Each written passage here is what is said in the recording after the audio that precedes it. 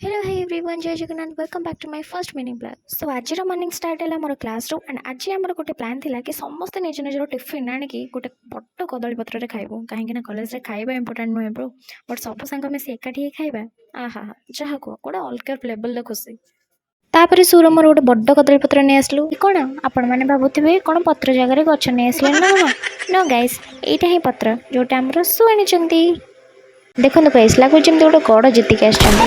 ତାପରେ ଆମର ଏଇଠି ପତ୍ର ସଫାସଫି କରିଦେଲୁ ଟିକେ ଧୁଆଧୁଇ କରିଦେଲୁ।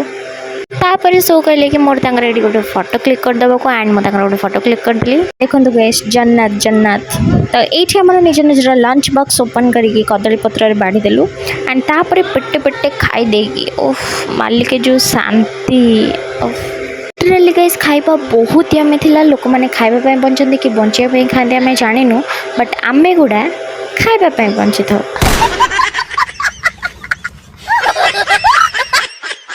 ଏଇଠି ହେଇଗଲା ଆମ ପତ୍ର ଫିନିଶ୍। କୁକୁର ବି ଆମକୁ ଟକ୍କର ଦେଲେ ବି ଫେଲ୍ ମାରିବ। ଖାଇ ପିଇ ସାରି ଷ୍ଟାର୍ଟ ହେଇଗଲା ଆମର ବାସନ ମଜା କାର୍ଯ୍ୟକ୍ରମ। ସମସ୍ତେ ଗୋଟେ ରୋରେ ବାସନ ମାଜିବାକୁ ଚାଲିଲେ ବାସ୍ ମୋତେ ଛାଡ଼ି। ତାପରେ ଡିସାଇଡ଼୍ ହେଲା ବାସନ ମାଜିବ କି ଦେନ୍ ଏହି ମହାନ ପୁରୁଷ ଭଲ ବାସନ ମାଜିଲେ ବୋଲି ତାଙ୍କୁ ସବୁ ବାସନ ଧରାଇ ଦିଆଗଲା।